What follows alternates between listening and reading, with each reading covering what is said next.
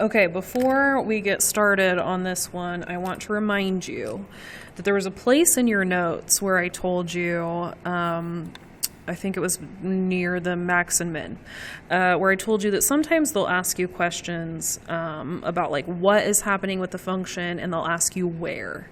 So if they say on what interval is the function greater than or equal to 0, they're essentially asking a where question. Where is the function greater than 0? And I just want to remind you that where, if they're asking you where, they're asking you about an x value. And if they're asking you what, they're asking you a y value. So if they say on what interval, well, it said the word what, but they're literally asking where. Where is the function greater than or equal to 0?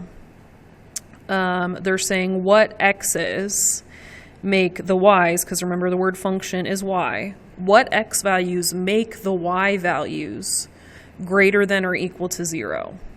So it's pretty easy on the graph to see the y values that are equal to 0. And most students can find those because they're just the x-intercepts, right? So y values that equal 0 are like right here, right? That y value equals 0. This y value equals 0. And then you have to think about like, okay, where are the y values greater than 0? Because I need to know that, and then I can describe like the x values that make it happen. So right now I know the x value that makes the y value equal to 0 is -6.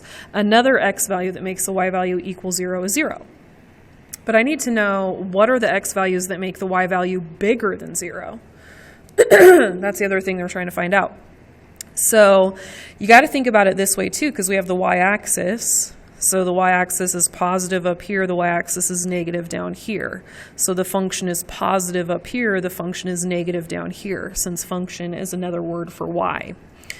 So if I want the function to be bigger than 0, then I have to look like right here. Right here the function is 1. Right here the function is 2. Right here the y is 3. Right here the function is 4. Right there the y is 5. Right there the function is 6. Right here the y is 5. Right there the y is 4. Right there the function is 3. Do you see how those words are like interchangeable? These are all y values that are positive.